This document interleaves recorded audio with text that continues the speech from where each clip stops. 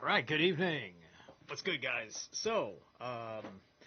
Tonight I got off of work early. It was an early day, so I had enough time to compose myself.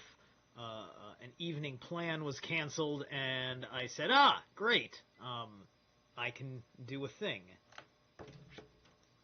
Zerilath here, and we're going to do the next chapter in the Jewish War. I'm keeping things simple with the music, so I just picked one album, and we're just going to go through. We are going to be listening to Soilwork, one of my favorite, I think they're Swedish, right? One of my favorite Swedish bands, Verkligheten.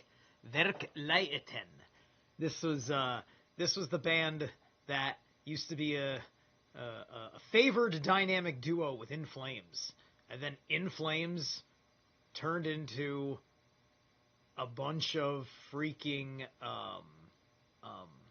hipsters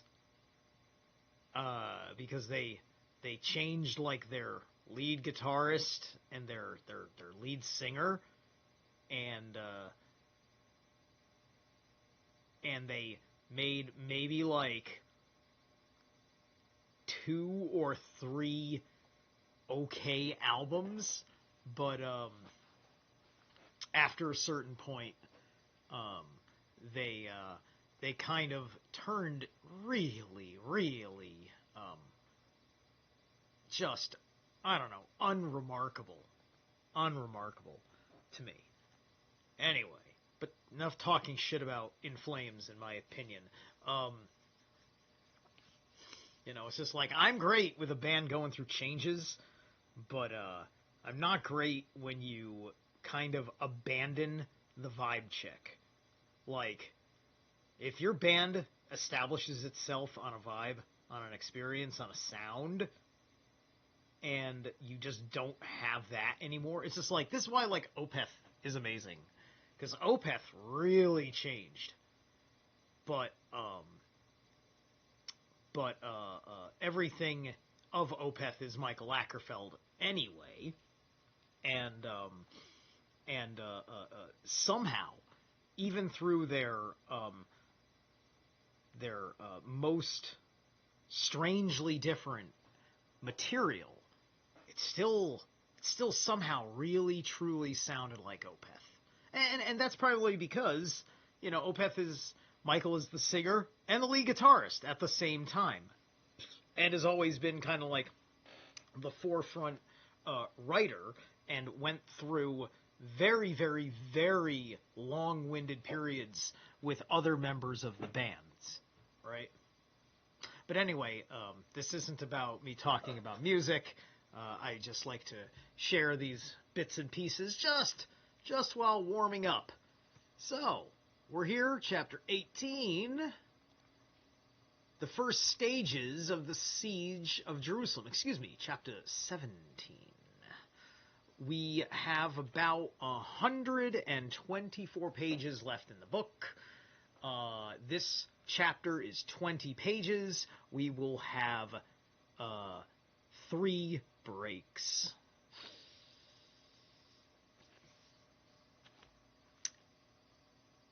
Titus, having in the way we have described, crossed the desert from Egypt to Palestine and arrived in Caesarea, where he had decided to concentrate his forces. By the way, if you check out the end of the last stream, I went and I glossed over the index glossary section and found a couple of maps that underscore everything. The map of Israel-Palestine, and all the city locations mentioned, as well as a floor plan for the temple in Jerusalem in question. So anyway, while he was still at Alexandria, helping his father establish the sovereignty newly entrusted to them by God, the faction fight in Jerusalem had broken out again. A three-cornered fight now, as one party had split in two. In such a miserable situation, the best and most providential thing that could happen, the Zealots' attack on the citizens, for the city, the beginning of the end, has been described already with a detailed account of its origin and disastrous progress. We should not be far wrong if we describe this as a faction within a faction, like a maddened beast driven by lack of other food to devour its own flesh. Ah, yes, the point where you run out of enemies, but you're still bitterly hateful about the circumstances you're in, so you devour your own. We see this often enough. This is why things go wrong. They destroy the city. It's like if you people truly cared about all the things that you care about and making the argument that you are good for where you are and who you are, your protest against the federal government wouldn't involve the destruction of your local community. And we consistently side with these people against the government because we love the narrative that the people running the government are your enemy.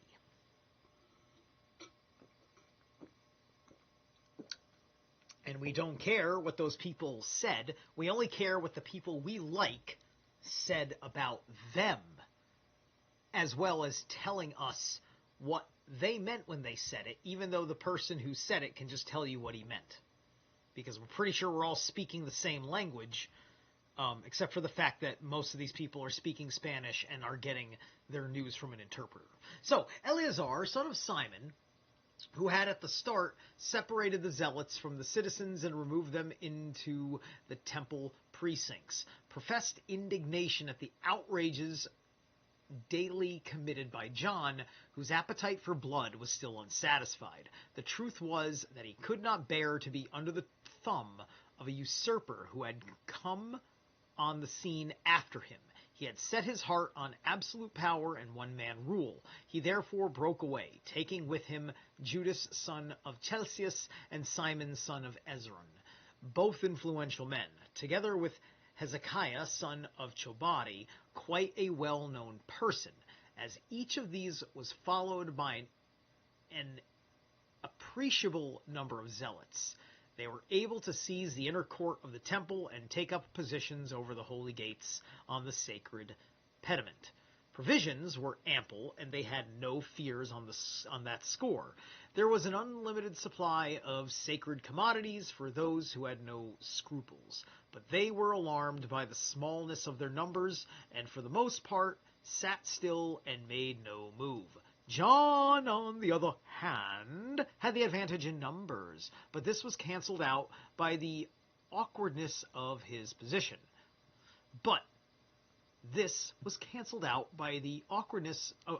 With his enemies overhead, he could not attack them with any confidence, and if he remained inactive, his rage choked him. He suffered more damage than he could do to Eleazar and his men, yet he would not suspend operations. There were constant sorties and showers of missiles, and murder desecrated every corner of the temple. Right, these conflicts and stuff, like all of it, as the context has been fully realized, which I suppose has something to do with the way this book pans out with, Herod does all this stuff to secure the kingdom, with, I guess, Roman relationship. And then after Herod's passing, the problems persist with different kind of men and a different generation, and you're just looking at these people that it's just, this is like gang warfare, right? This is gang shit. Not once has any of these people been established as rank and file of any sort. none of these, none of these zealots and bandit types get out there to go and do anything in a regular and organized fashion, right? They just go fucking nuts, effectively. So, whom the people in the distress had called in, hoping for aid, but saddling themselves with one tyrant the more, was master of the upper city and much of the lower. He now launched more violent attacks on John's men, since they were being assailed, also from above. He himself had to approach them from beneath, as they did those above them, attacked from both sides. John gave as good as he received, and what he lost by being lower than Eleazar, he gained by being higher than Simon.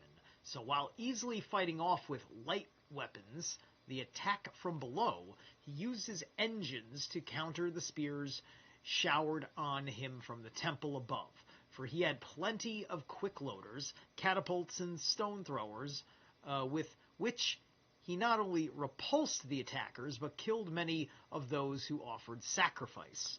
For though mad enough to commit any sacrilege, they admitted those who wished to make offerings. Natives with suspicion, and after cautious search, foreigners with less hesitation, but these, though they gained admission by making the zealots ashamed of their cruelty, often became victims of the sedition, for the heavy missiles came over with such velocity that they reached the altar and the sanctuary, falling on priests and sacrifices, and many who had hastened from the ends of the earth to visit this famous place, which all men held sacred. No, they fucking didn't, you fucking liar. My men didn't fucking find that shit sacred. Were themselves struck down before their offerings and sprinkled with their own blood the altar revered by Greeks and barbarians everywhere. Yeah, I'm sure. That's propaganda. Anyway, the bodies of natives and alien priests and laymen were piled on each other, and the blood of men and beasts formed lakes in the sacred courts. That's quite the bloodbath, isn't it? Unhappy city, what have you suffered from the Romans to compare with this? They entered your gates to purge with fire the filthiness within you. You were no longer the place of God. You could not continue, now that you were the burial place of your own sons and had turned the temple into a common grave for those who had slain each other. Even now you might be restored to life, if only you would make atonement to God who destroyed you. But even the deepest emotions must be stifled in obedience to the law of history. This is not the time for private lamentations, but for a record of the facts, so I will explain the subsequent course of the insurrection. The plotters against the city were now divided into three. Eleazar and his party, who had the sacred first fruits in their hands, made John the target of their drunken rage. John and his men plundered the citizens and directed his attacks against Simon. Simon, in his struggle against the rival factions, was dependent on the supplies on the city. Whenever John was assailed from both sides, he made his men face both ways, raining missiles from the colonnades on those who came up from the city, and using his artillery to repel those who showered spears on him from the temple. Whenever the pressure from above was relaxed, it was often interrupted by drunkenness and exhaustion. He made bolder, large-scale sallies against Simon's lines. To whichever part of the city he turned, he never failed to set fire to the houses that were stocked with grain and supplies of every kind. When he withdrew, Simon advanced and followed his example. It was as if to oblige the Romans they were destroying all that the city had laid up against a siege and hamstringing their own powers. The result, at any rate, was that all the buildings round the temple were burnt to the ground. The city became a desolate no-man's land where they flung themselves at each other's throats, and almost all the grain, enough to support them through many years of siege, went up in flames. It was hunger that defeated them, a thing that could never have happened if they had not brought it upon themselves. The entire city was the battleground. For these plotters and their disreputable followers, and between them the people were being torn to bits like a great carcass. It says carcase, but I'm pretty sure it's carcass. Old men and women, overwhelmed by the miseries within, prayed for the Romans to come and looked forward to the war without, which would free them from the miseries within. Fear and utter despondency filled the hearts of loyal citizens. They had no chance to effect change of policy, no hope of compromise or flight if they desired it. Guards were everywhere, and the bandit chiefs, quarreling about everything else, executed as common enemies all who were for peace with the Romans or were suspected of intending to desert, and agreed on only one thing: to murder those who deserved to live. The shouting of the combatants went on ceaselessly day and night. More frightful still was a terrified moaning of the bereaved, one cause of grief after another, their disasters furnished, but their cries were bottled up by overwhelming dread. Afraid to voice their anguish, they were racked with stifled groans. The living no longer counted for anything with their kinsfolk. The dead no one troubled to bury. The reason in either case was that everyone despaired of his own life. Is that right? Hold on a second. Oops. Everyone despaired of his own life. Those who belonged to no party had no interest in anything. They would soon be dead anyway. Trampling on the bodies heaped upon each other, the partisans were locked in strife, and drawing in draughts of frenzy from the corpses under their feet, they became more savage still. They were constantly devising some new means of self-destruction, and relentlessly putting all their resolves into effect. They left no method of outage or barbarity untried. John actually purloined the sacred timber for the construction of engines of war. The chief priests and people had once decided to underprop the sanctuary and increase its height by 30 feet, and the necessary timber had been brought from Lebanon by King Agrippa at very great labor and expense. Bulks astonishingly straight and of immense size, but the war had put a stop to the work, and John cut them up and built towers with them, as he found them long enough to reach his enemies on the temple above.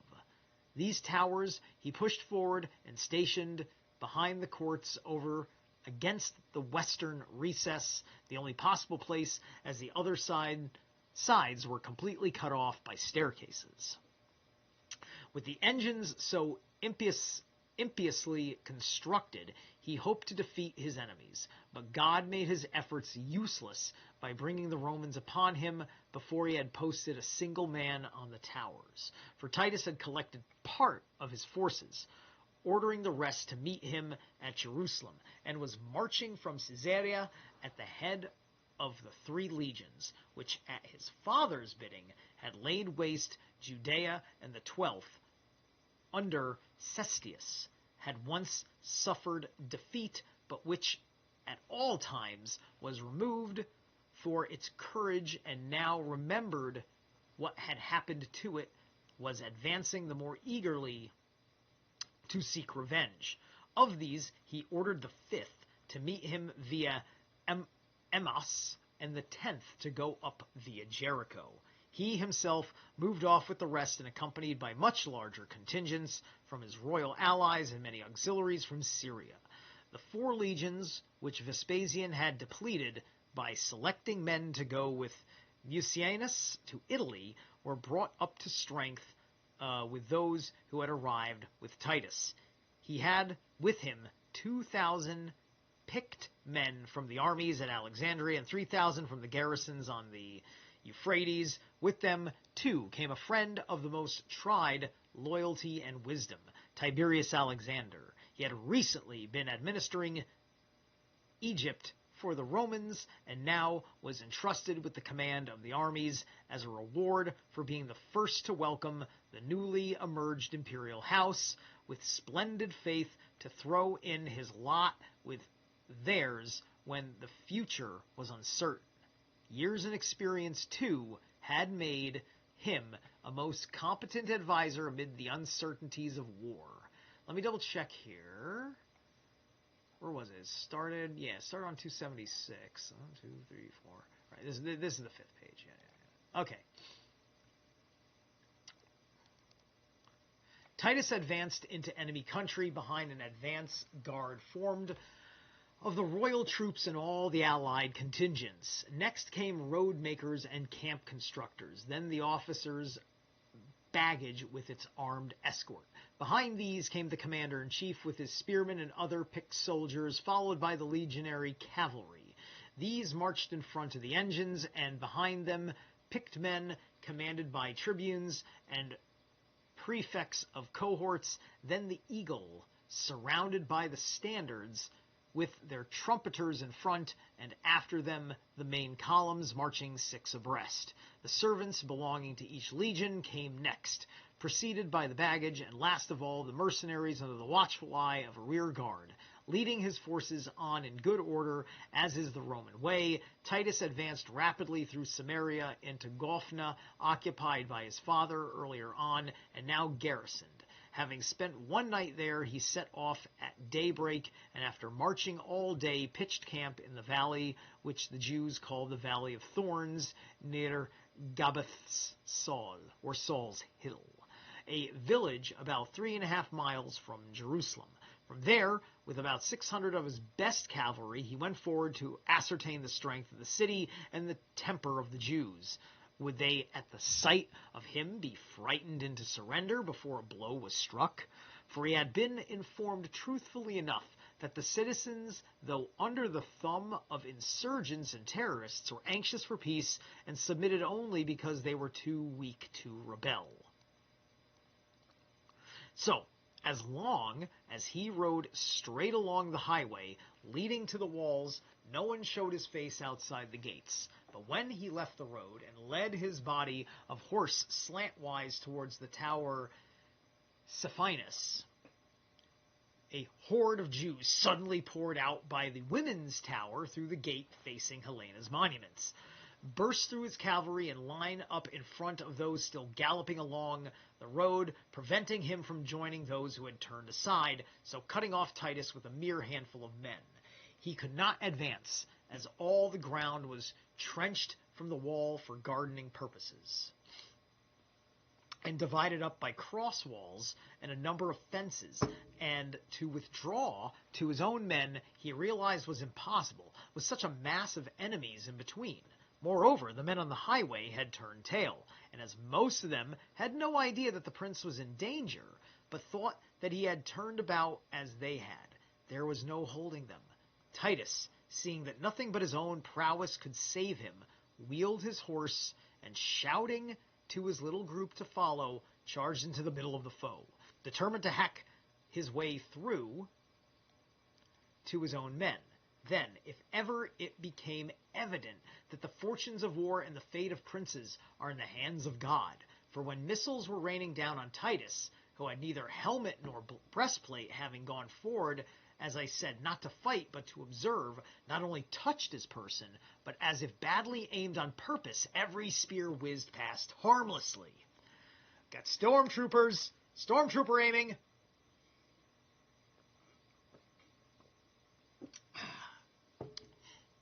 He, with his sword again and again, scattered those to the right and left of him, and striking down many who opposed him from the front, trampled the fallen under his horse's hooves. Caesar's dazzling courage called forth an answering shout and cries to go for him. But whichever way he rode, his opponents instantly scattered in all directions. It's very strange. Very, like, is this real? Is Josephus telling us the truth? Like, none of these men were capable of at least competently losing? Like it's just like it's these avoidant mishaps left and right. So those who shared his peril closed in on him, assailed as they were from flank and rear. For their one chance of survival lay in opening a way through with Titus before they were encircled. Two indeed were further off than the rest. One of these was surrounded and struck down with his horse, the other dismounted, but was killed, and his horse led away. With the remainder, Titus got through safely to his camp. Success in their first attack roused the Jews to unreasoning optimism, and Fortune's fleeting smile filled them with boundless confidence in the future. Hold on a sec. Oops. Sorry. Right. Sorry, I just need to check this. I feel like I'm being silly. Right? Wait, yeah. 1, 2, 3, 4, 5. Yeah. I've overstricken. This page is. I've been reading a lot faster the last couple of chapters, so because there's been a lot of very straightforward military tactics stuff going on. So like I have to catch the page, otherwise I miss. So like I've read like half this page, and this page was for the next after the next break. So we're gonna go and we're gonna take a break now because this has been 5.5 pages out of 20 already, and it's supposed to be 5 per thing to keep it rolling. So we're gonna move on now with more from the Soilwork album.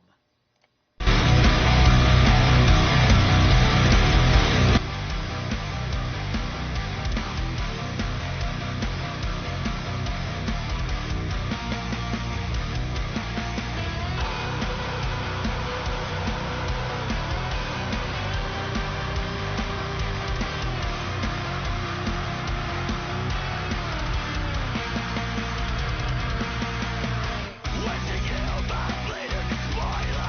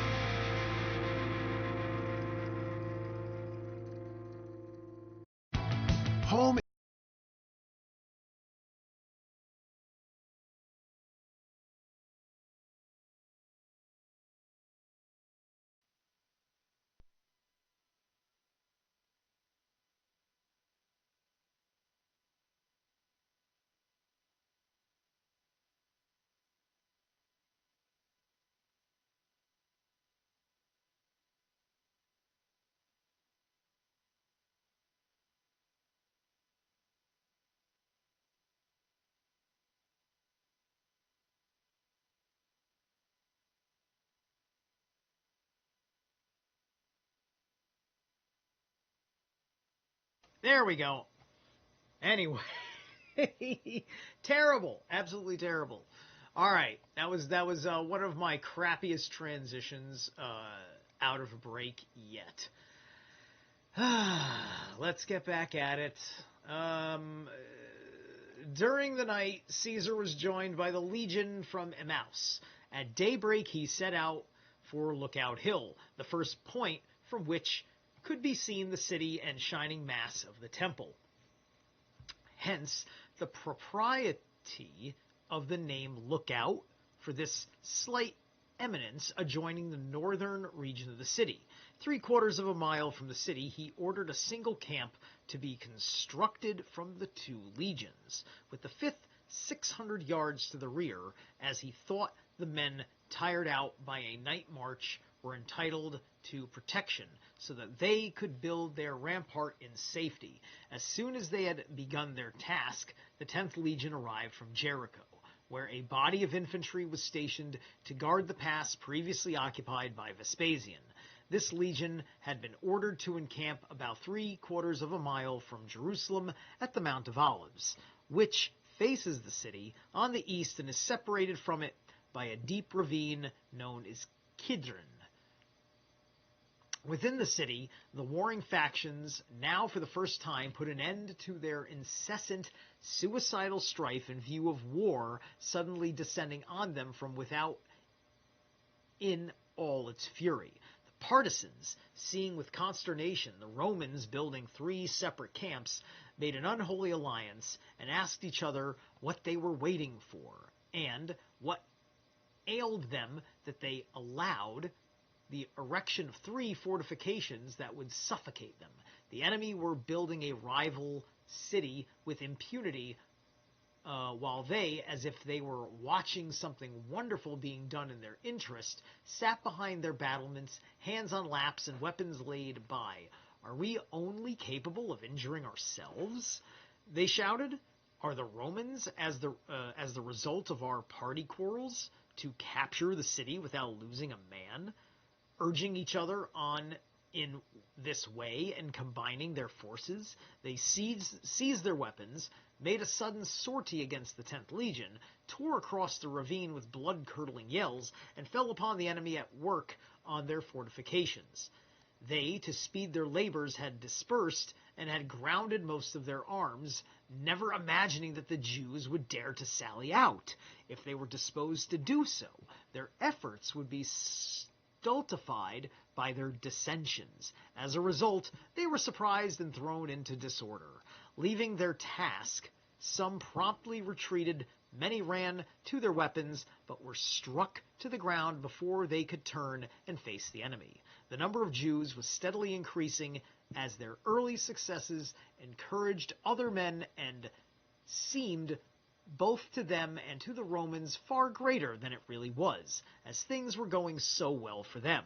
Men, highly organized and trained to fight according to the book and in obedience to orders, are most quickly demoralized by unorthodox and enterprising tactics. So on this occasion, the Romans, having left the initiative to the Jews, gave way before the onslaught. Whenever some of them were overtaken and faced about, they held up the onrush of the Jews, and catching them off their guard in the excitement of the pursuit, inflicted casualties on them.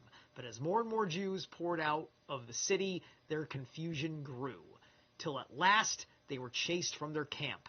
It is likely that this situation of the whole legion would have been precarious had not Titus, informed of the position, at once gone to the rescue, denouncing their cowardice in no uncertain terms.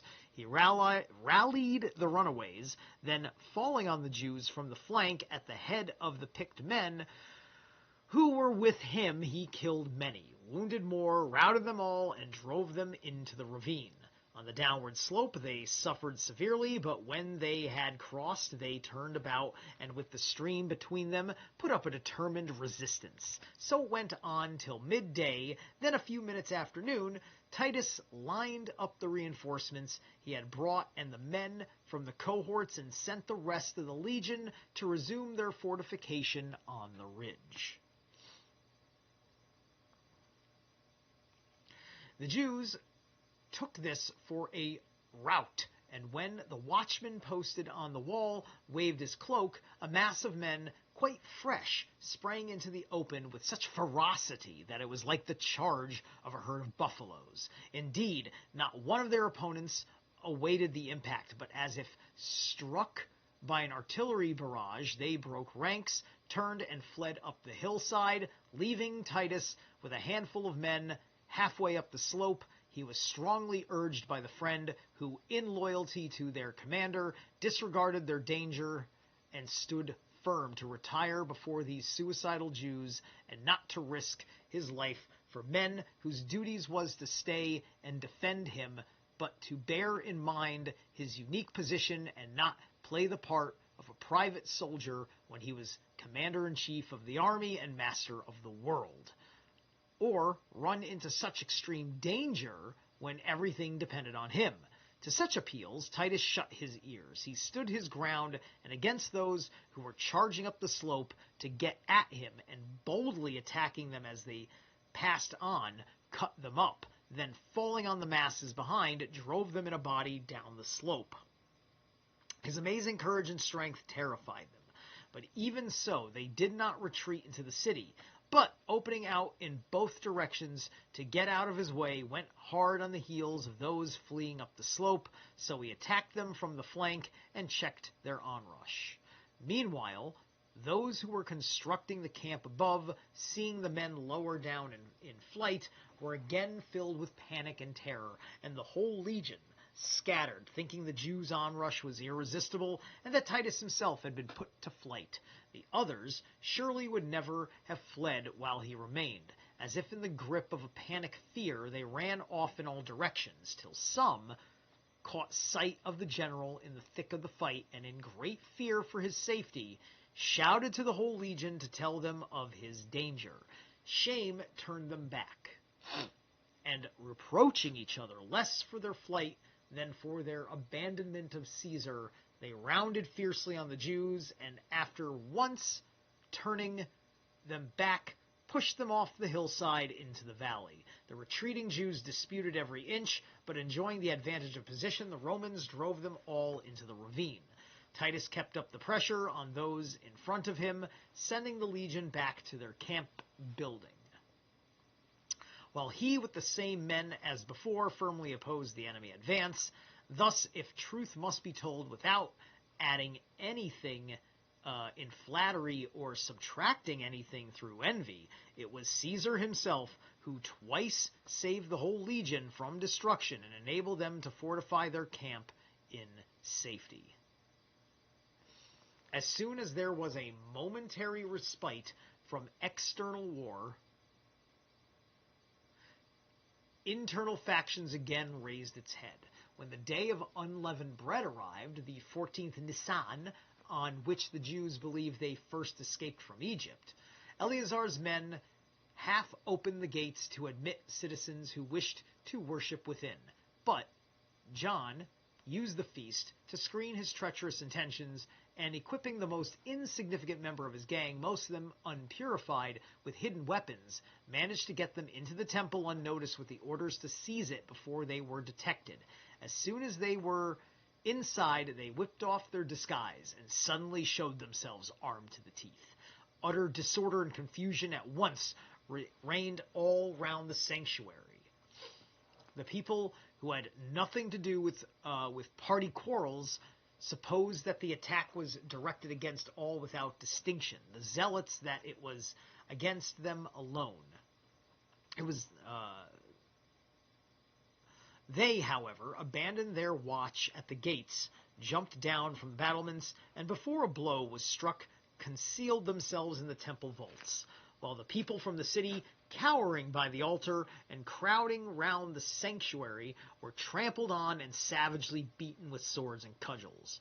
Through private animosity and hatred, many harmless persons were taken for rival partisans and murdered by their enemies. Any man who had got across one of the conspirators in the past was now recognized as a zealot and led away to his doom. When the utmost cruelty had been inflicted on the guiltless, a truce was granted to the guilty, who came out of the vaults and were allowed to go. Now that they had seized the inner temple and all that was stored in it, the invaders could snap their fingers at Simon. Thus, what was recently a three-cornered fight was once more a struggle between two parties. Titus now decided to leave Lookout Hill and encamp nearer to the city. To deal with any sorties, he posted that he considered an adequate body of horse and foot, instructing the rest of his forces to level the ground as far as the walls, every fence and hedge which the occupiers had put round their garden and orchards were thrown down, every fruit tree in the area felled, the dips and hollows filled in, the rocky projections demolished with iron implements, and the whole space flattened from Lookout Hill to Herod's monuments alongside the Serpent's Pool. It's called the Serpent's Pool. I wonder why it's called the Serpent's Pool. What's up with the serpents? Why do the Jews have a Serpent's Pool? Huh? That's interesting. That's very interesting to me. That's, I want to know. I kind of want to know this one. Let's see here. We'll use this. All right. Okay. What is the Serpent's Pool in Jerusalem? All right. The Serpent's Pool in Jerusalem, also known as the Pool of Mamillah, was an ancient reservoir used to supply water to the city. It was located outside the walls of the old city, near the site of Herod's monument, and is believed to be the same as the modern Birkat Mamillah. The pool was mentioned by the historian Josephus. Aha! So Josephus is quite a citation here.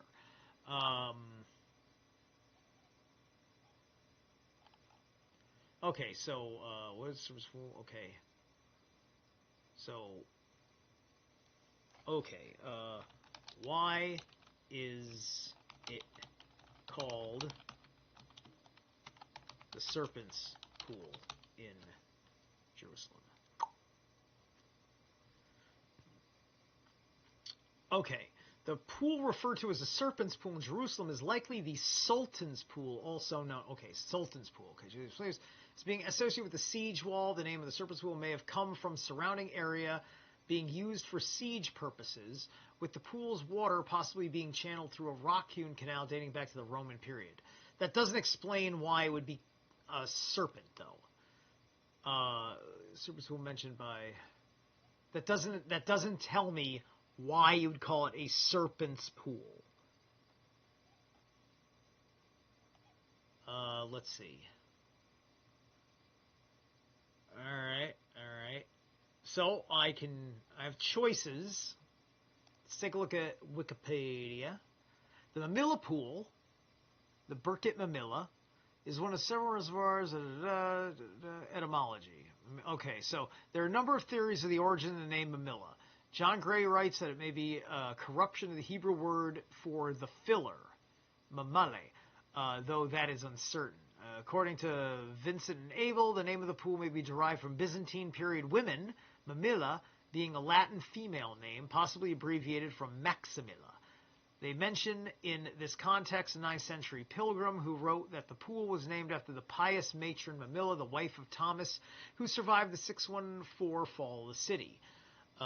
This they find to be plausible. Okay. Church of the Resurrection, history, there was a biblical Edwards, book of Isaiah. Okay, everyone mentioned the book of Isaiah, seeing as the only pool grounded outside of the upper water course that hit on the valley. The Serpent's Pool mentioned by Josephus. Byzantine period. It's still not telling me why it's called the Serpent's Pool. They give you the alternate name, but they won't fucking tell you why it's the what serpent is it referencing? Why call it? Is it just because it looks like a snake? Did it look like a snake?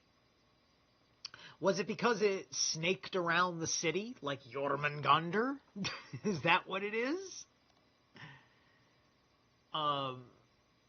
Seeing a very, very old picture, but it's only showing a small portion of it. I'm going to get back to the book, but as you can see, unless there's something in the book of Isaiah, it would seem, that would explain this, or something in the Old Testament, that it's one of those things where they don't want you to know. Okay, so, at this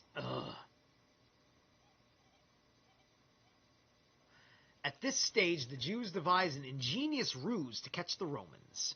The more daring of the insurgents streamed out of the women's towers, and as if they had been expelled by the peace party and dreaded an attack by the Romans, huddled together in a cowering mass.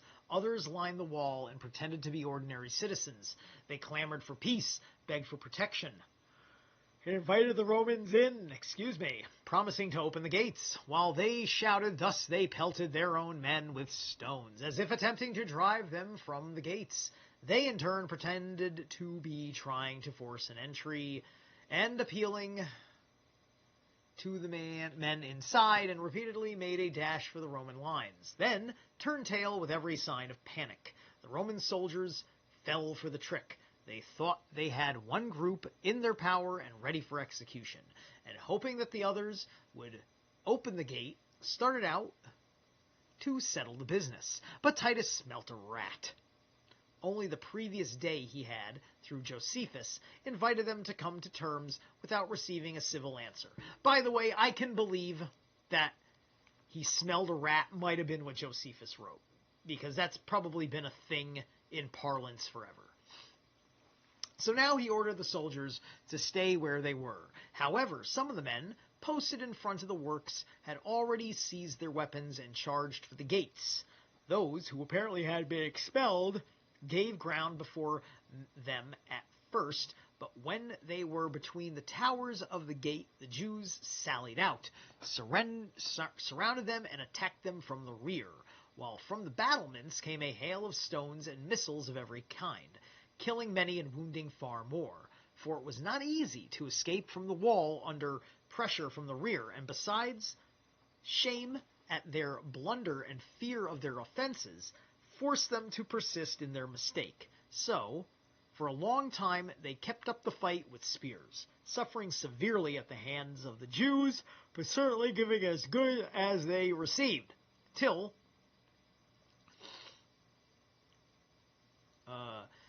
at last they broke out of the circle. But as they retired, the Jews pursued them as far as Helena's monument, pelting them all the way. Then, cock-a-hoop, over their success, they mocked the Romans for being taken in by a trick, and brandishing their shields, danced and yelled with delight. Meanwhile, the soldiers were received with threats by their officers and an angry outburst from Caesar. The Jews, he said, whose only leader was desperation, did everything with forethought and common sense, planning stratagems and ambushes with every care, and their devices were crowned with success because of their obedience and unswerving loyalty to each other, whereas the Romans, who because of their discipline and quickness to obey their leaders, could always command success, were now humiliated through behaving in the opposite way, caught out by lack of self-control, and as crowning disgrace through fighting without a leader in the presence of Caesar. What a blow to the laws of the service. What a blow to his faith when he learnt of this defeat. Let me double check here. So if it was at 81, I was supposed to do 81, 82, 83, 84, 85, right? 86. Okay, yes, we're here. We're here. Excellent. It's taking me about 25 minutes per chapter. I'm doing pretty damn good. All right. Let's see if I can be a little bit more on my P's and Q's with the transition this time, and pretend that this show is going to work much better than it does. Let's see. Here we go with the next song, Full Moon Shoals.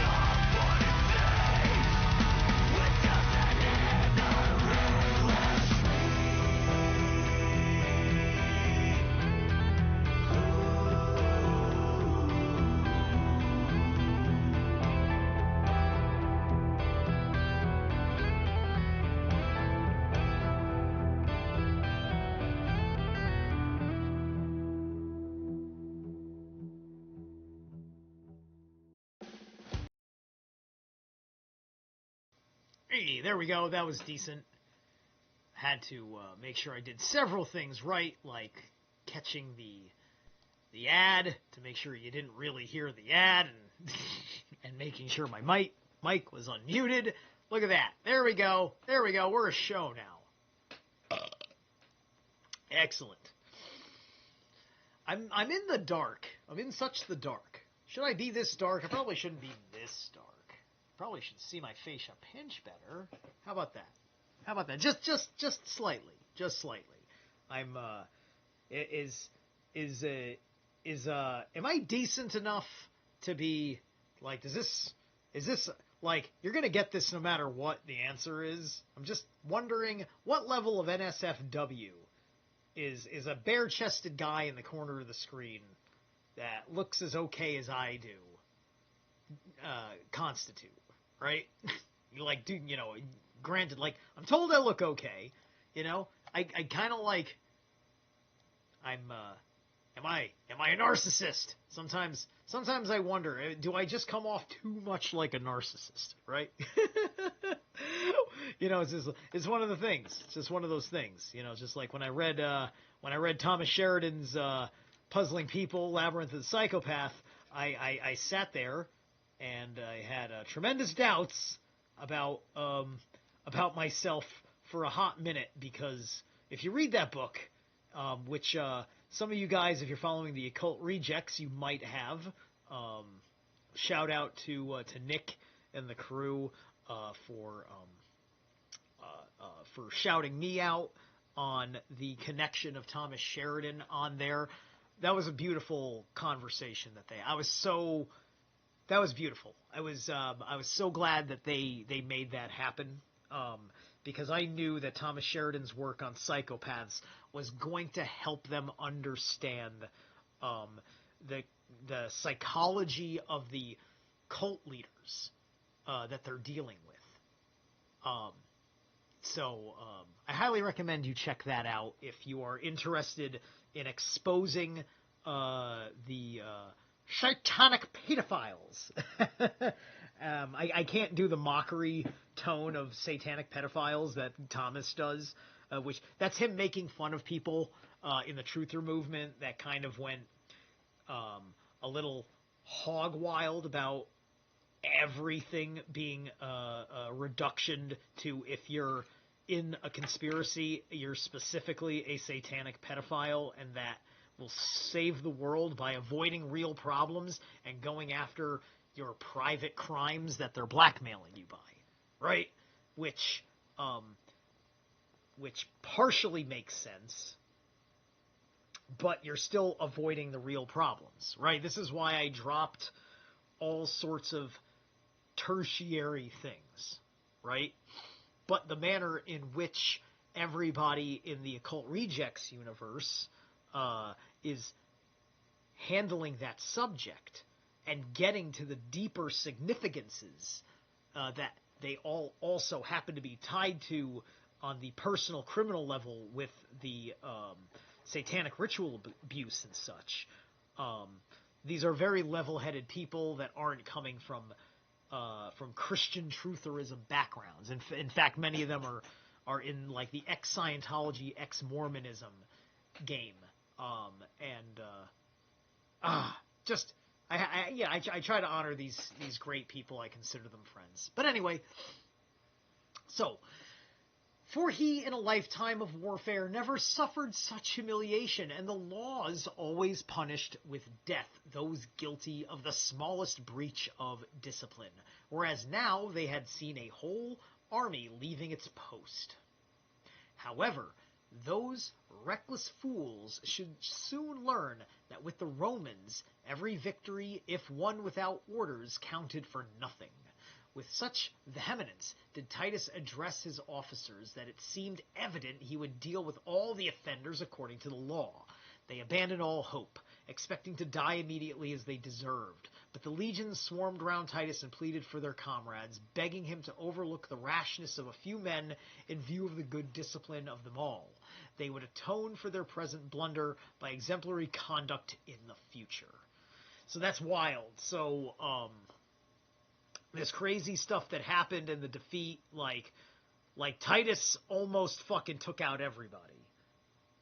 Right? This also tells you what a good state of military ranks Rome had if Titus could easily throw out the baby with the bathwater. It's a good thing the men knew how to defend themselves, which is why it's important, whether you're a soldier or not, to be a eloquently well-spoken, mature, intelligent, rational human being. Right? So anyway, Caesar saw that it was in his own interest to yield to their entreaties. For he thought that while an individual punishment should be actually carried out, collective punishment should not go beyond words. He therefore pardoned the soldiers after warning them most emphatically to be more careful another time. Then he considered privately how to make the Jews pay for their stratagem. 4 days were spent in leveling the ground right up to the walls. Then, wishing to get his baggage train and supernumeraries by in safety, Titus deployed his effective forces opposite the wall on the north and west in a formation 7 deep. Infantry drawn up in front, cavalry behind, each in 3 ranks, with a 7th line in between formed the archers. And by the way, if I was in that situation, I would have unfortunately been one of those guys. I probably would have been one of the irrational ones. I'm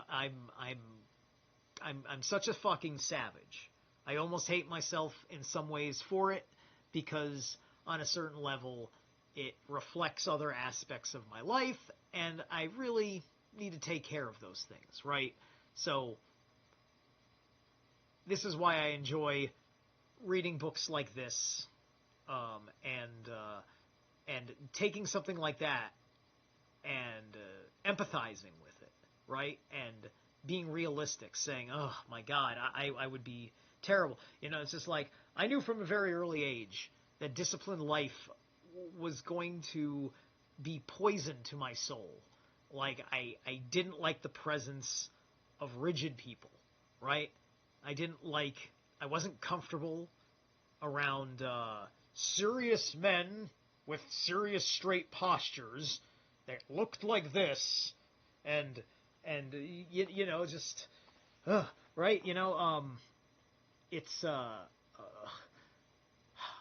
think Alan Watts said it about, like, some souls are like rigid and some souls are wavy or something like that, and I'm a wavy soul. Anyway, this huge concentration put a stop to Jewish sorties, and the transport of the 3 legions and the supernumeraries marched by without fear. And also, being that kind of wavy soul, it can make people a little scared, a little uncomfortable, you know, and the only way I can reconcile it is by owning it and trying to apply it in a manner that demonstrates that I'm not saying you can trust me, but I'm not saying that you can't trust me in you know, in a, like, I'm not dangerous, but I might be accident prone, if that makes sense, or what. Like, it's hard trying to sell people exactly like who and what I am, right? And that's been a great, like, I'm fine, like, short-term socially, I can nail it, right?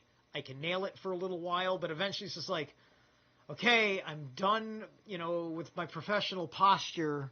I want to go fucking take my shirt off and play in the mud now and howl at the moon and things. So anyway, the general himself pitched his camp about 400 yards, it says yards over here, yards from the wall near the corner, opposite the tower called Cephinus, where the encircled wall bent back from the north to the west. The other section of the army threw up a fortification facing the tower known as Hippicus, at the same distance of 400 yards from the city. The 10th Legion remained where it was on the Mount of Olives. Jerusalem was defended by 3 walls except where it's shut in by the impassable ravines. So that a single rampart was enough. It was built on 2 hills facing each other and separated by a central ravine.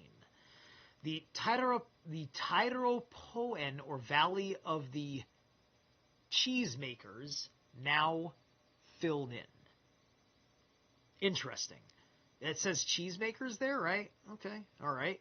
Well, that makes sense. Sure, cows, right? Like, see, that doesn't make me suspicious of a goddamn thing. That all sounds all well and good, but the serpent thing is weird, right? Anyway, at which the terraces of houses ended. Of these hills, the one occupied by the upper city was much the higher and straighter along its length, being so strong it was called the stronghold by King David, father of Solomon, who first built the temple, though known to us as the upper market. The second, called the citadel and covered the lower city, was dome-shaped. Hang on. It is now thought that this hill, not the first, was David's stronghold of Zion. Okay. Opposite this was a third hill, by natural lower, by hill by, oh wait, I forget I can move this. By nature lower than the citadel and originally cut off from it by another wide ravine.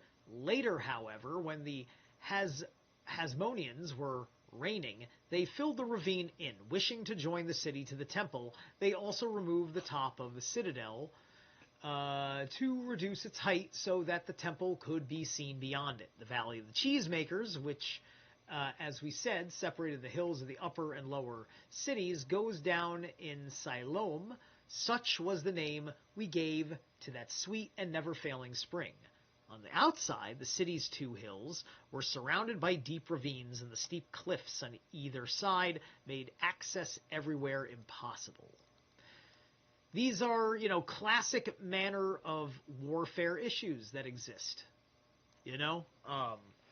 Nowadays, you see all the conflict happening between Palestine and Israel, Gaza specifically in Israel, and you've got the modern conveniences. You've got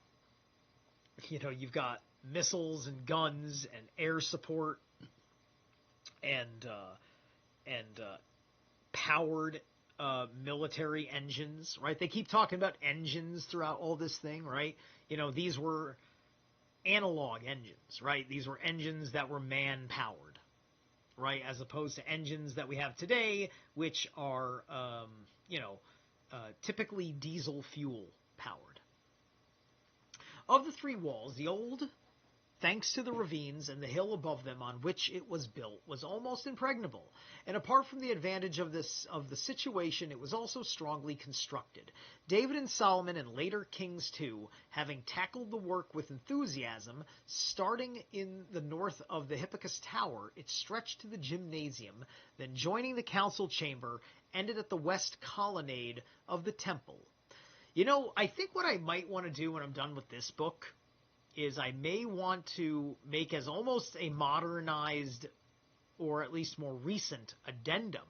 I kind of want to see if I can find at least one good source that's hopefully not too long that talks about, that maybe I'll do like a reaction if there's like a documentary or something to the pre-1947 Palestine, right?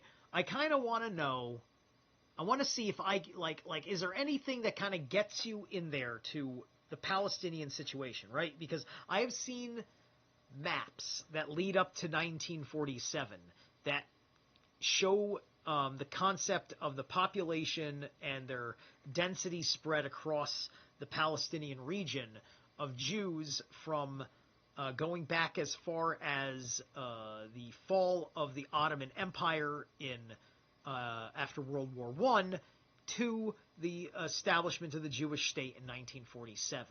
So those consequential years, that is what built the foundation after the fall of the Ottoman Empire for what Palestine is like right now, right? Because my friends like Thomas Sheridan, other guys that I like to be supportive of, like Christian Morris and a few others, it's like because of the issues with Palestinian immigration and in general Islamic immigration in Europe, that has been a real fucking nightmare for them. And of course, they don't have any issues with how they can conduct their lives in the streets with all the Jews and pro-Israel people they know. They're very they're very indoors, especially Christian, who's gay. He's openly gay, proud gay, very healthy, good-looking man. More power to him. Shout out Christian Morris. Right? They're very, honestly, he'd rather see, for the sake of him and his sexuality, as a decent man who's anti-groomer and, just, he's an all-around fucking Chad, right? Chad of the gay world. He'd rather see Palestine wiped off the face of the earth. Right?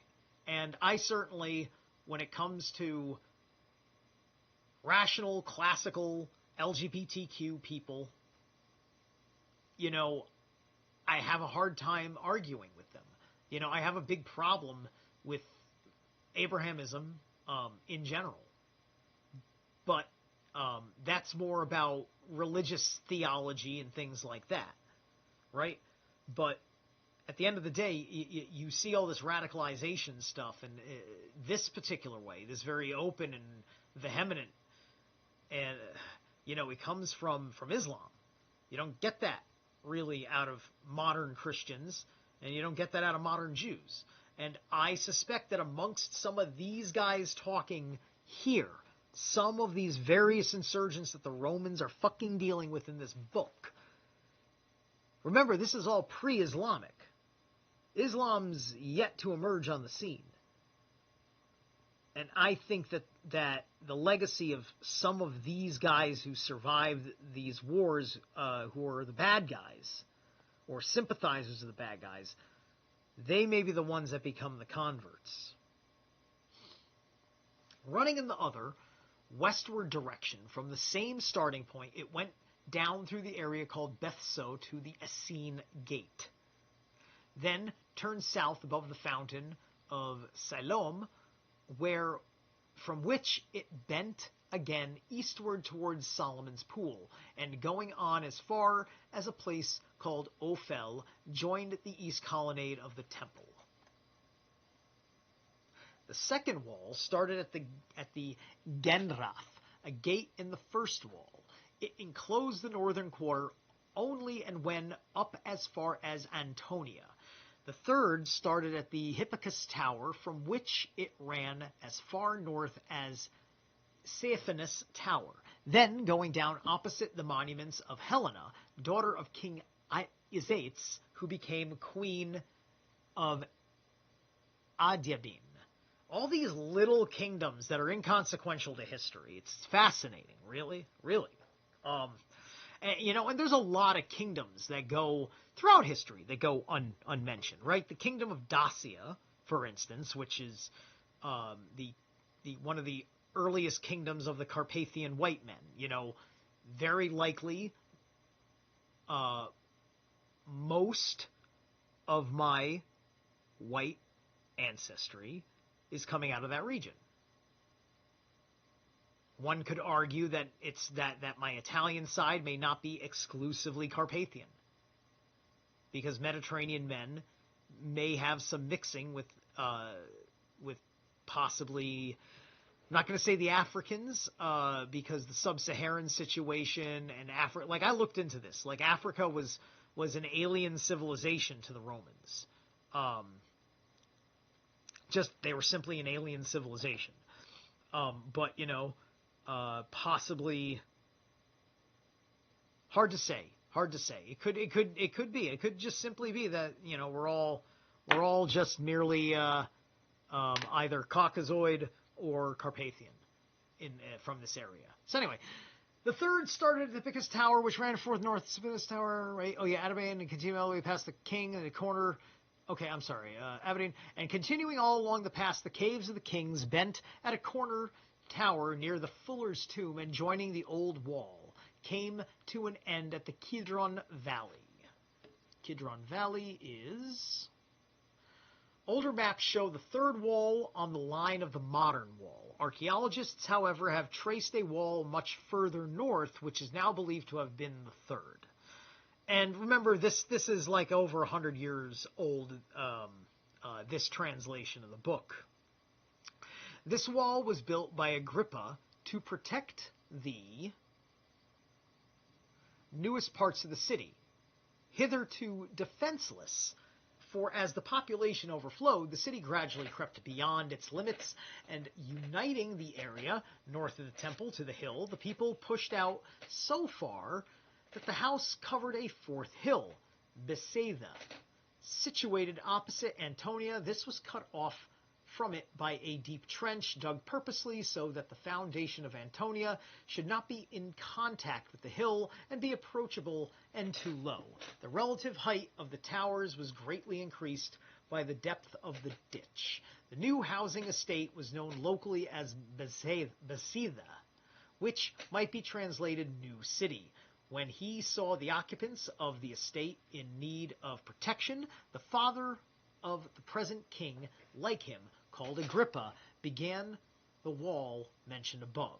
But, fearing that when Claudius Caesar saw how massive the ramparts were, he would suspect him of planning revolt and insurrection, he stopped when he had only laid the foundations. If the wall had been finished as it was begun, the city could never have been taken, for it was built of bonded stones, 30 feet long and 15 broad, so that it would have been very difficult to undermine which iron tools or shake with engines. The wall itself was 15 feet thick, and its height would no doubt have been greater if the enthusiasm of its designer had not been damped.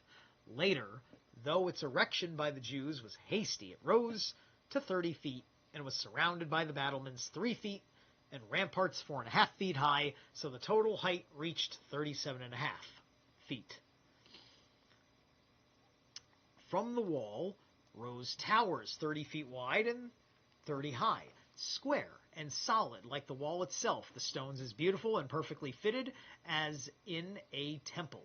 Above the compact mass, that tower up 30 feet, there were magnificent halls, and over these upper rooms and tanks to hold rainwater. Each tower had a widespread spiral staircase. The third wall had 90 such towers, 100 yards apart. The middle wall was divided up by 14 towers, the old by 60. The whole circuit of the city was 3 3/4 miles. It's just like with all these wall layers, I don't know how normal this is, but because I've never read descriptions of layers of walls with these heights and stuff, it makes me think of like Attack on Titan. I just think of Attack on Titan, like as far as like the purpose of the wall. If the third wall was on the line favored by modern scholars, the circuit of the city was as stated by Josephus, 3 3/4 mile. His earlier figures are obviously wildly out, for 90 towers, 30 feet wide and 100 yards apart, would make the third wall alone 9,900 yards, over 5.5 miles long. 90 towers seems quite wild, I suppose. I mean, so, like, you've got, like, what, like, 8 towers on each side or something, and 1 on each corner? Something, like, that's pretty, like, there's a lot. There's a lot to ask yourself there about what's going on. The whole of the third wall was wonderful, but not so wonderful as the Stephanus Tower, which rose at the northwest corner near the spot where Titus later pitched his camp. 105 feet high. When the sun was up, it afforded a prospect of Arabia and the farthest extent of Hebrew possessions as far as the sea. It was octagonal. Opposite this tower was Hippicus, and near to it 2 others. all three built by the King Herod in the old wall and superior in size, beauty, and strength to any in the whole world, for apart from his love of grandeur and his ambitions for the city, the king made the splendor of these works a means of expressing his own emotions, naming the towers after the three persons he cared for most, his brother, friend, and wife, to whose memory he dedicated them. His wife, as related, already he had himself killed through passionate love. The other two had fallen in battle, covered with glory. Hippicus, named after the friend, was of square section, 37.5 feet each way and 45 feet high, with no empty space anywhere in it. On top of this solid structure of fitted stones was a reservoir to hold rainwater 30 feet deep, and over this a two-story building, 37.5 feet, divided into various chambers. Above this, again, rose a ring of turrets 3 feet high, with ramparts 4.5 feet high, making the total height 120 feet. Whew. I'm sure a lot of these technical details are going to be boring to people that are not into, like, the military details of things. I can see this as being extraordinarily boring for women in the audience, unless it's like they're unless they really specifically care about those things. Right? So if I'm boring you to tears with this book, I said to myself, this book could be really boring if it's a whole lot of this kind of thing. Right? So hopefully it's not boring. It's just like, because even I find it boring, right? Because my mind isn't exactly like this either, right? I'm not like a military bro. My dad's more of a military bro. My dad might appreciate this kind of thing if my dad was a goddamn reader. The second tower, named Phasael, after Herod's brother, was of equal length and width, 60 feet each way, the height of the solid part being also 60 feet. Round the top ran a colonnade 15 feet high, protected by breastworks and bulwarks. Rising from the middle of the colonnade was another tower divided into splendid apartments, which even included a bathroom. Not too boring. Well, thank you, Nitwit. But let's be honest, it's probably not too boring because I'm fun to listen to. Y'all know I'm fun to listen to because I have a natural energy and attitude and a good sense of dictum. Is it dictum? Is that like the word for pronunciations as such? But anyway, the towers might lack nothing to make it seem a palace. The top was equipped with ramparts and turrets, the total height about 135 feet, the general appearance like that of the tower at Pharos, that shows the light of its fires to sailors approaching Alexandria. But the measurements round was much greater. During the siege, it served as headquarters for the autocrat Simon. The third tower, Mariami,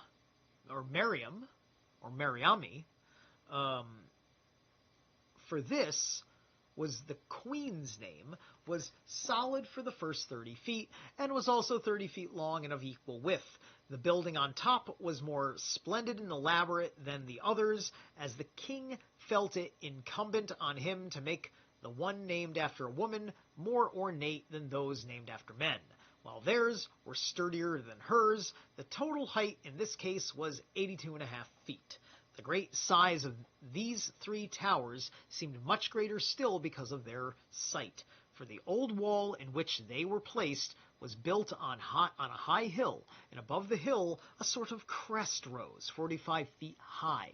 Erected on the towers gained enormously in height. Another remarkable feature was the size of the stones. They did not consist of ordinary small stones or lumps that men might carry, but of white marble cut into blocks, each 30 feet long, 15 wide, and 7.5 deep, so perfectly united that each tower looked like a single rock sent up by Mother Earth and later cut and polished by artists' hands into shapes and angles. So invisible from any viewpoint was the fitting of the joints. Interesting.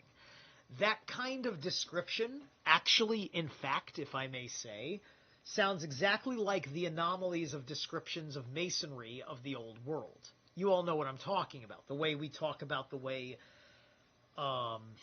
It looks like laser precision machine cutting and faceting and fitting of brick and mortar was used in the construction of all sorts of stuff all over the world. Various, megalithic structures, Neolithic structures, etc., etc.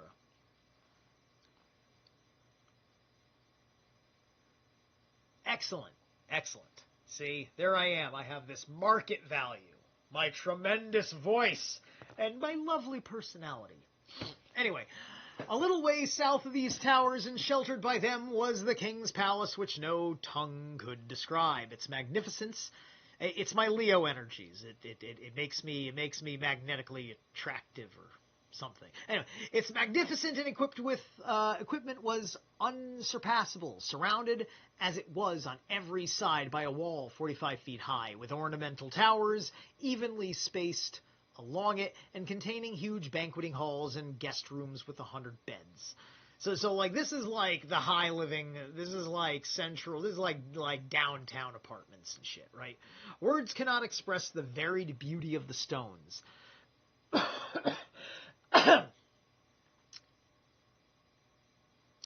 For kinds rare everywhere else were here brought together in quantity. There were ceilings remarkable for the length of the beams and the splendor of the ornamentation, and rooms without number. No two designed alike, and all luxuriously furnished, most of their contents being of gold or silver. See, these are the wealthy Jews, right? Like, part of the fighting going on here is the more traditional Jew versus, there's the traditional Jews, there's the wealthy Jews, then you've got the zealots who are also equaling the bandits, and then you've got the Essenes. And then I'm not sure if there's any other factions that I'm missing, right? But like we see this, right? Like Jewry is very complicated today, right? There's all sorts of different types of practicing synagogues, and they all have to call themselves discrepantly. There's pro-Zionist Jews, there's anti-Zionist Jews, there's indifferent ones, atheist Jews, traditionalists, so on and so forth, Christianized Jews, Muslim Jews. I mean, like we could go on about the House of Saud, right? But then again, that's also more about the rabbi conspiracy, which is also a Jewish thing, but it's also like the rabbis scapegoat the Jews. The rabbis are kind of not really the Jews themselves, even though their bloodline is shared. Because this is all that Bach Saga stuff. But anyway, a little way south of these towers and sheltered by them was the king's palace, which no tongue could describe. Its magnificence and equipment was unsurpassable, surrounded as it was on every side by a wall 45 feet high, with ornamental towers evenly spaced along it, and containing huge banqueting halls and guest rooms with 100 beds. Words cannot express the varied beauty of the stones. 4 kinds rare everywhere else were here brought together in quantity. There were ceilings remarkable for the length of the beams and the splendor of the ornamentation, the rooms without number, no two designed alike, and all luxuriously furnished. Most of their contents being of... I'm overreading. But anyway, on every side were numbers of... intersecting colonnades, each different in the design of its pillars. The open spaces between them were all green lawns with copies of different trees traversed by long walks, which were edged with deep canals and cisterns everywhere plentifully adorned with bronze statues through which the water poured out. Flanking the streams were numerous cotes for tame pigeons, probably using messenger pigeons. But indeed no words are adequate to portray the palace and the memory of its agonizing, since it brings to mind the destruction wrought by the bandit fires. And by the way, the pigeon, I believe, is...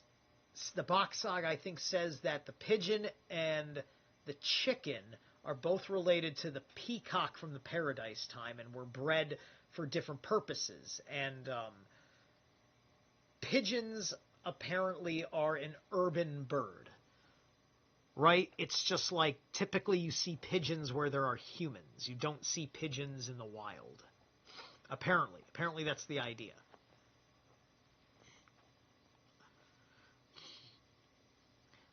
For the palace was not fired by the Romans, but as we said earlier, by the plotters within the city, who when the revolt began lit a fire at Antonia, which spread to the palace and reached the upper stories of the three towers.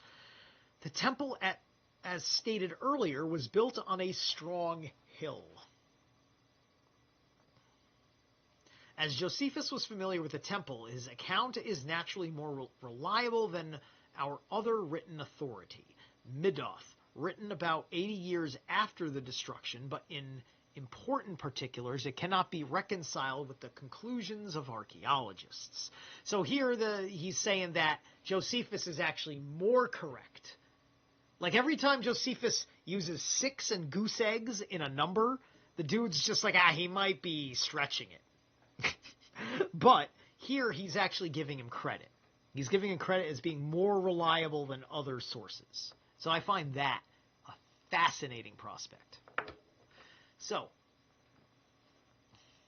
at first, the level ground at the top was hardly spacious enough for sanctuary and altar, as it was surrounded by steep cliffs.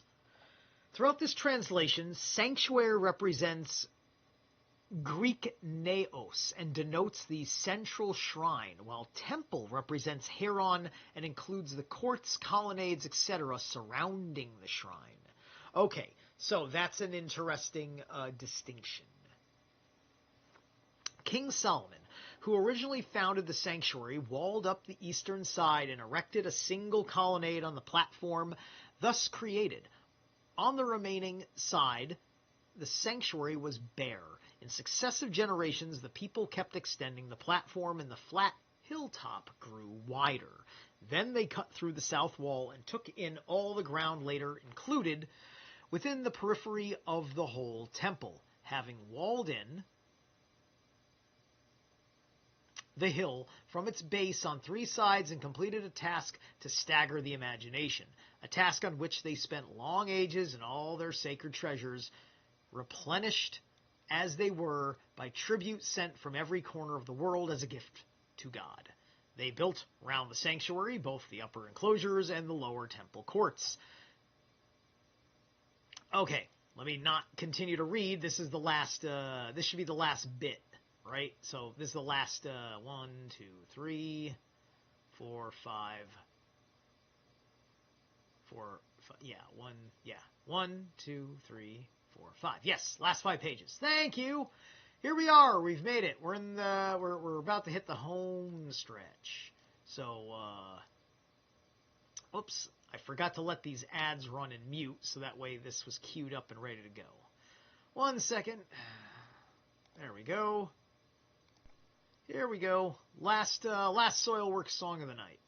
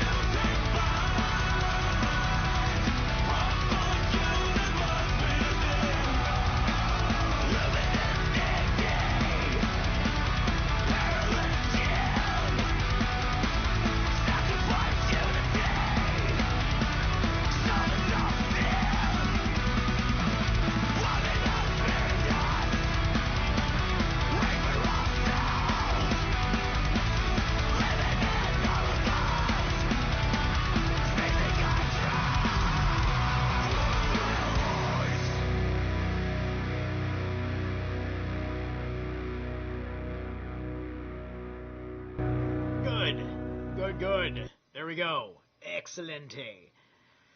We got 5 pages left to go in this show. I'm just so glad that, like, even though I really didn't want to,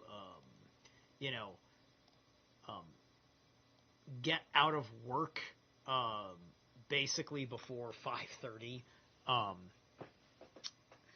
I was okay either way, because, it gave me enough time.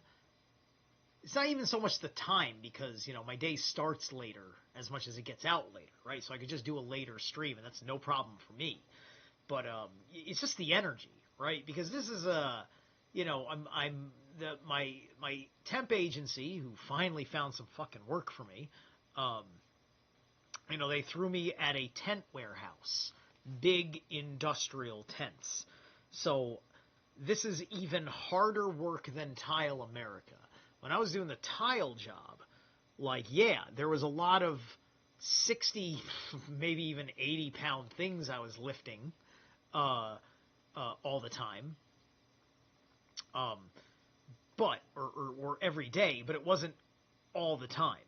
This job, it's like you got to force yourself to take certain breaks, because there's not really anywhere to sit, and anytime you need to do anything, almost everything weighs somewhere between 25 and 60 pounds. It's insane.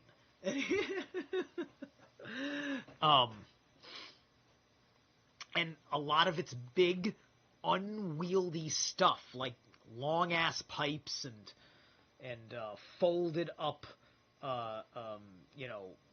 rug material, and it's just like, it makes it even worse because it's unwieldy, and it's like these are not big hands.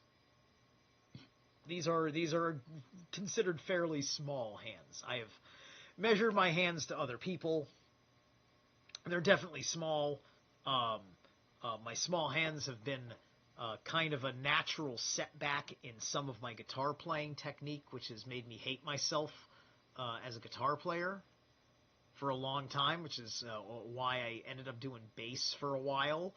But my soul didn't want to play bass, but it was fun because I was in the experience. I was being a musician. Yeah. So, anyway, enough about me.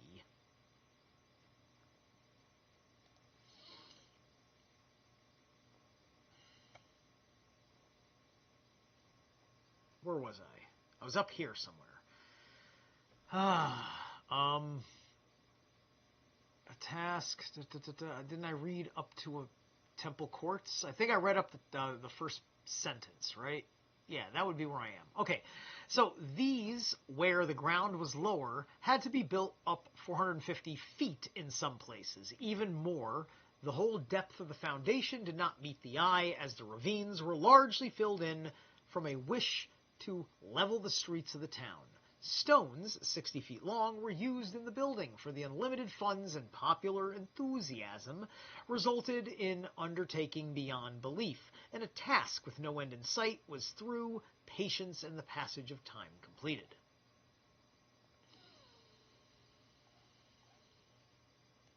Of such foundations, the works above were entirely worthy. The colonnades were all double. The supporting pillars were 37.5 feet high, cut from single blocks of the whitest marble, and the ceiling was paneled with cedar. The natural magnificence of it all, the perfect polish, the accurate jointing, afforded a remarkable spectacle without any superficial ornament, either painted or carved. The colonnades were 45 feet wide, and the complete circuit of them measured 3/4 mile, Antonia being enclosed within them. The whole area open to the sky was paved with stones of every kind and color. Anyone passing through this towards the second court found it enclosed within a stone balustrade 4.5 feet high. A perfect specimen of craftsmanship. In this, at equal intervals, stood slabs announcing the law of purification, some in Greek, some in Roman characters. No foreigner was to enter the sacred precincts. This was the name given to the second court. 14 steps led up to it from the first. The elevated area was rectangular and had a protecting wall of its own. The height of this on the outside was 60 feet, but it was concealed by the steps. On the inside, it was only 37.5 feet, for the interior was perched up at the top of the steps and so could not all be seen. Concealed, as it was, by being higher up the hill. Beyond the 14 steps, there was a space of 14 feet to the wall, quite flat. From their other flights of 5 steps led up to the gates. On the north and south, the gates numbered 8, 4 in each case. On the east, there were bound to be 2, for on the side, a special place was walled off for the women to worship in, necessitating a second gate, which opened facing the first. On the other side, there was one north and one south gate through which the court of the women could be entered. For through the others women were not admitted, nor might they go by their own gate past the dividing wall. This court was open for worship alike to native women and to Jewesses from abroad. The western part had no gate at all, there being no opening in the wall on that side. The colonnades between the gates faced inwards from the wall in front of the treasury and rested on pillars of exceptional height and beauty. They were single, but apart from size, were in every way equal to those round the lower court. Of the gates, 9 were completely covered with gold and silver, as were the posts and lintels, but the one outside the sanctuary was of Corinthian bronze, and far more valuable than those overlaid with silver or even with gold. Every gateway had double doors, each half being 45 feet high and 22.5 wide. On the inner side, however, the gateways widened out, and on either hand there was a gate room 45 feet square, shaped like a tower and over 60 feet high. It's interesting that Josephus finds all these details necessary. There must have been something up that matters going on in this place. All these details are to kind of explain the situation that the Romans are walking into, I suppose. Each room was supported by 2 pillars 18 feet around. The other gates were all of the same size, but the one beyond the Corinthian gate opened out from the court of the women on the east, and facing the gate of the sanctuary was much bigger, for its height was 75 feet, that of the doors 50, and the decorations was more magnificent, the gold and silver plates being extremely thick. This plating was the gift of Alexander, father of Tiberius. Hang on. Not the emperor, but an officer on Vespasian's staff. Interesting. 15 steps went up from the women's enclosure to the greater gate, shallower steps than the 5 at the other gates. The sanctuary itself, the holy temple, situated in the middle, was reached by a flight of 12 steps. Seen from the front, it was of the same height and width, each 150 feet, but behind it was 60 feet narrower, for the entrance was flanked by shoulders, as it were projecting 30 feet on either side. The first gate was 105 feet high and 37.5 feet wide. It had no doors, symbolizing thus the vast and inexclusible expanse of heaven. The face was covered with gold all over, and through the arch the first chamber could all be seen from without, huge as it was. And the inner gate and its surrounding wall, all glistening with gold, struck the beholder's eye. The sanctuary was divided into 2 chambers, but only the first was visible all the way up, as it rose 135 feet from the ground, its length being 75 and its width 30. The gate of this was, as I said, covered with gold all over, as was the entire wall surrounding it. Above it were the golden grapevines, from which hung bunches as big as a man. The sanctuary was 2 stories high, and so appeared lower inside than outside. There were golden doors, 82.5 feet high and 24 wide. In front of these was a curtain of the same length, Babylonian tapestry, embroidered with blue scarlet linen thread and purple, a marvelous example of the craftsman's art. Babylonian tapestry. What's it doing in there? The mixture of materials had a clear mystic meaning. Typifying all creation, it seemed that scarlet symbolized fire, linen the earth, blue the air, purple the sea. And there's a thing about the sea being a purple color back in the day because that was a large description of the sea sometimes, was that it was like a purpley wine kind of color. There was something about like the idea that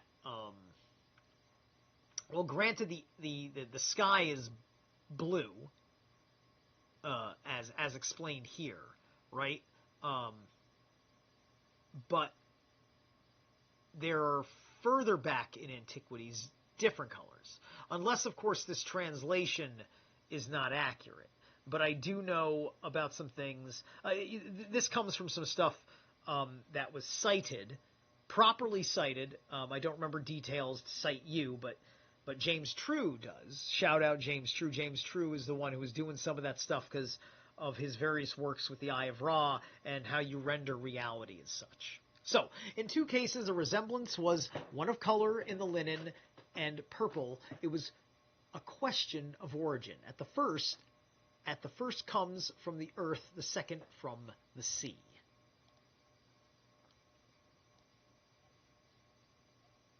Hang on. Purple dye was made from shellfish. Yes, from shellfish. Everybody knows about the burning purple now, okay? Thank you, Dr. Hillman. Anyway, worked in the tapestry was the whole vista of the heavens except for the signs of the zodiac. Passing through the gate, one entered the ground floor chamber of the sanctuary, 90 feet high, 90 long, 30 wide. But the length was again divided in the first part, partitioned off at 60 feet, were 3 most wonderful world-famous works of art. A lampstand. Hang on.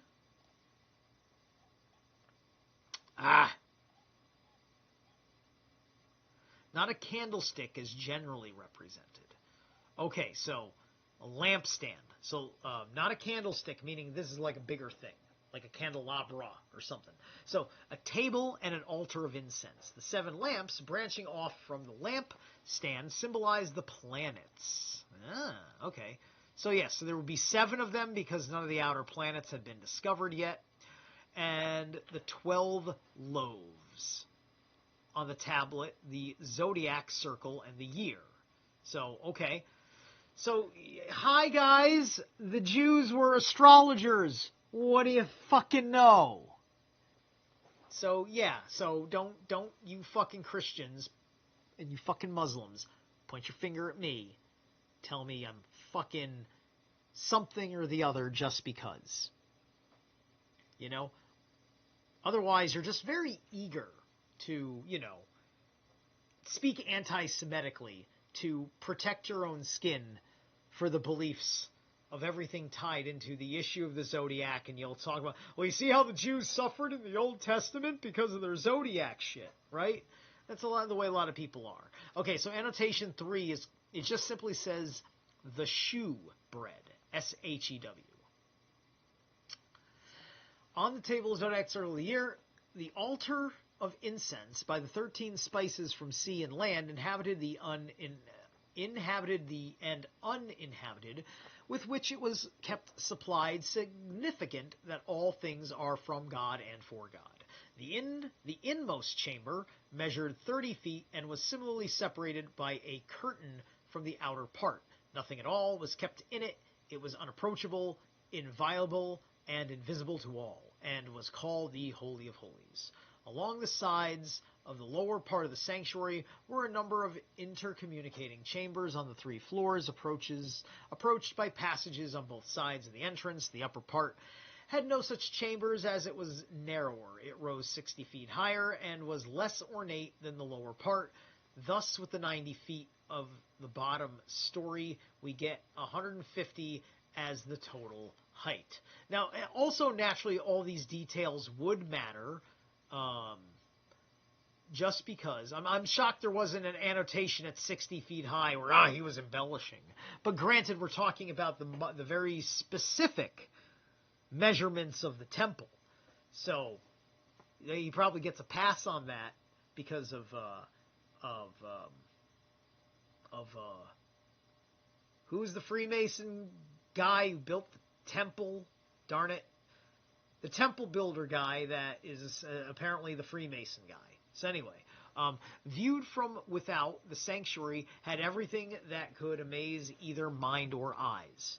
Overlaid all around with stout plates of gold, in the first rays of the sun, it reflected so fierce a blaze of fire that those who endeavored to look at it were forced to turn away as if they had looked straight at the sun. To strangers, as they approached it, seemed in the distance like a mountain covered with snow, for any part not covered with gold was dazzling white. From the very top rose sharp gold spikes to prevent birds from perching on the roof and soiling it. So they had to make sure this bitch was bird-proof, because they didn't have enough faith that God would just avert the birds. Look at the miracle every day. The birds never shit on it. Of the stones in the building, some were 67.5 feet long, 9 wide, and 7.5 deep. And then we have another annotation. Hang on. It would be interesting to know how such stones could be carried up the hill and placed in position. Later in antiquities, our author gave quite different measurements, almost doubling the volume of each stone, which now becomes 7,100 cubic feet. So, in short, this is making the suggestion that this temple could have possibly been considered a wonder of the world that was destroyed, right? In front of the sanctuary stood the altar, 22.5 feet high and as much as 75 feet long and 75 wide, with the 4 corners jutting out like horns and with a gentle slope leading up to it from the south. So you've got a whole lot of, like once again, just like I said before, like how he was describing how everything was cut so precisely, and I was talking about how it's akin to some other mysterious Neolithic structures and stuff. This whole section of the chapter is laying that out. Like, this has been the longest chapter so far at 20 pages. And we've been more than 5 pages just describing shit in the city. No storytelling of any kind, no military taking place. It's been a long period of time of just explaining the layout. It was built without the use of iron, and no iron ever came in contact with it. Round the sanctuary and the altar ran a graceful parapet of beautiful stone about 18 inches high, separating the laity from the priests inside. Sufferers from the venereal disease of leprosy were debarred from entering the city at all. From the temple, women were excluded during their monthly periods, and even when ceremonially clean, they could not go beyond the barrier already described. As for men, those not thoroughly sanctified were not admitted to the inner court, nor were priests during their time of ceremonial cleansing. Of those who were priests by descent, any disqualified by physical defect from officiating were allowed inside the parapet, like those fully qualified, and received the portions to which their birth entitled them, but wore ordinary clothes. Vestments were worn by the officiating priests alone. Gotcha. All right, so here's that distinction: the priests by birthright, right? That's the rabbi. That's the rabbi's lineage. because there's obviously some different kinds of rabbis they were working with, but we now also have these high rabbis, and you see how that's being honored, right? This is, the Bach saga tells us a thing or two about what's going on behind that. The high priest went up with them, not always, but on Sabbaths and new moons, and whenever a traditional feast or annual assembly of the nation occurred, he officiated in breeches that covered his thighs to the crutch, with a linen shirt, and over that an ankle-length blue robe, circular and tasseled. To the tassels were attached alternately golden bells and pomegranates, thunder being signified by the bells, lightning by the pomegranates. Interesting. Thunder and lightning. Thor and Loki. Thunder being the bells. So the pomegranates don't make noise. They'd be the quiet thing. Interesting that lightning is pomegranate. Right? But thunder being the bells makes perfect sense. The sash that bound to robe to the breast was adorned by 5 bands in different colors: gold, purple, scarlet, linen, and blue, with which, as we said, the sanctuary curtains also were embroidered. The same combination appeared in the high priest's ephod, gold being most prominent. It was shaped like a fitted breastplate and secured by 2 round gold brooches, I would assume that is, which were set with very large and very lovely sardonyxes, engraved with the names of the 12 tribes that make up the nation. To the other side were attached 12 more stones in 4 groups of 3: sardius, topaz, and emerald, carbuncle, jasper, and sapphire agate. Amethyst, jacinth, onyx, beryl, and chrysolite. On each of these again was engraved the name of one tribe. On his head the high priest wore a linen mitre wreath with blue and encircled by a crown of gold, which bore in relief the sacred letters, the 4 vowels, which obviously is probably going to be the Yahweh, right? So by the way, I wouldn't be surprised if these 12 tribes were inherently the 12 zodiac signs as well, because here it is in the temple being backed up by the 12 fucking zodiac situation. Therefore, these crystals, don't know if it's a correct system, but what the Jews choose to do is to have these correspondences. It's a question of what tribe corresponds to each of these, and then which of those tribes corresponds to which zodiac sign, and then you might learn a thing or two about crystal to zodiacal correspondences. That would be an interesting thing to know about what they do. So let me take a look at the 4 vowels, and it's probably just going to say Yahweh or something. So yeah, Yahweh. Let's see what he says. The vowels. The mitre was surely inscribed with the Hebrew form of the consonants for Yahweh, standing for Yahweh. Josephus was perhaps transliterated it into Greek form of Yayo, the Day of Atonement, and see Acts. Okay, that's for a 2 and a 3 annotation. So we'll just remember Day of Atonement, and then that's see Acts. That's actually right there. Anyway, let's go back up. He did not normally wear these vestments. He put on less ornate garments except when he entered the inmost shrine, which he did once a year, alone on the day observed by all as a fast to God, the atonement, right? The city and the sanctuary with its customs and laws we shall describe in greater detail in a later work, for we have only touched the fringe of the subject. Antonia, situated at the junction of 2 colonnades of the rock, colonnades of the first, okay, I see what my eyes jumped down.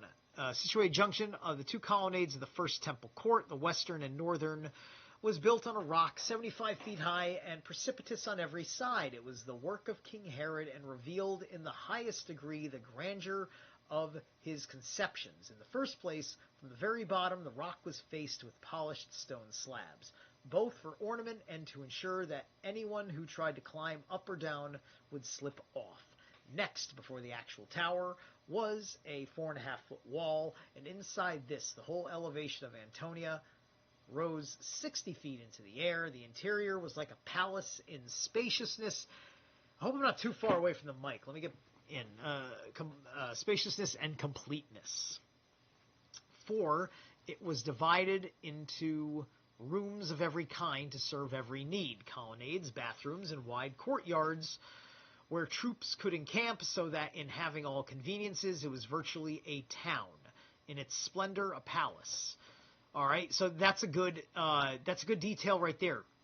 They had places that troops could encamp, probably so troops could fucking defend it, which makes sense. In general design, it was a tower with 4 other towers attached, one at each corner. Of these, 3 were 75 feet high, and the one at the southeast corner 105, so that from it the whole temple could be viewed. Where it joined the temple, colonnade stairs led down to both. Then it mentions seeing acts, and then by these the guards descended, for a Roman infantry unit was always stationed there, and at the festivals they extended along the colonnades, fully armed, and watched for any signs of popular discontent. Now remember this. This is the whole bit about people are saying the Wailing Wall is not the temple. The Wailing Wall is basically was a military barracks. We might be talking about that wall right here, right? And so that's why they pray at the Wailing Wall, and that they insist that all these world leaders come here, right? It's just like they want this defensible structure that surrounds the temple. You know, they want that military protection and protectorate. So the city was dominated by the temple of Antonia. So the Antonia housed the guards of all 3. The upper city had a stronghold of its own. Herod's palace, Bethsaida Hill, was cut off, as I mentioned, from Antonia. This hill, on which part of the new city was built, was the highest of them all, and on the north it alone obscured the view of the temple. I intend, in a later work, to describe the city and its walls in much greater detail, so for the present this must suffice. And that's it. We got to the end of 17. We're going to talk about walls being captured next week. All right. Thank you so much, guys. I'm about to wrap it up here, so any of you that have been laying quiet in the background or you want to say something before I go, it's been appreciated. It's too bad there's not too much chat interaction, but yeah, I don't mind you. What's to speak up and say? And you know, this is so, like, such a almost strictly academically educational fucking broadcast. You know, that you may not have that air of social atmosphere because you're just deeply focused on this, or it's something great that you're listening to in the background of other things that you're doing. I would imagine that in many respects, this podcast may serve to be a good earpiece, right? Like when I'm at work, I got a Bluetooth in and I'll listen to something. I'll listen to something throughout the day. You know, I may pick different videos, so on and so forth. So anyway, thank you so much. We'll find out when next we do. I think tomorrow I'm going to have some personal plans after work, and it might be a later day after work. I hope for it.